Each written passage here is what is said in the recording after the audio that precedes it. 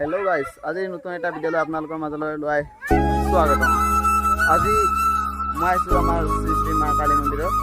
আজি তাত মানে পূজা আছে তো ৰাইজৰ পৰা আজি কিবা এটা মানে अरे कहना क्या चाहते हो দিব বোলে, তাতে মই আজি পূজা খাবলৈ আহিছোঁ।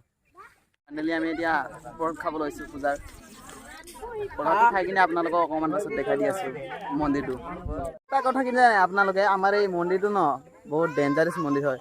আপোনালোকৰ যদি কিবা হয় ন, এই মন্দিৰত আহি আপোনালোকে কিবা এটা মানি থৈ যাব, 100% এইটো আপোনাৰ ফলাফল মিলিবই। कौन है ये लोग कहां से आते हैं এই পঢ়া খাই খতম হৈ গ'ল আৰু মানুহবোৰ গোটেই ঘৰত গৈ আছে। আৰু কি ক'ম, পঢ়াত খাই হৈ গ'লতো মানুহবোৰে গোটেই এতিয়া নিজৰ ঘৰে ঘৰে যোৱা আৰম্ভ কৰিছে।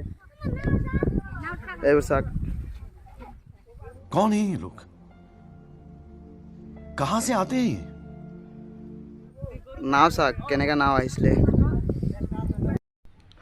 মোৰ লগৰবোৰে পূৰা বিন্দাছ তাত অকণমান লেকচাৰ দি আছে আৰু মই এফালে ব্লগাৰ। এইবছৰ মন্দিৰত নতুনকৈ বালু দিয়া হৈছে যে, তাৰ বাবে মন্দিৰটো লেপিব পৰা নাই, তাৰ বাবে এনেকুৱা হৈ আছে।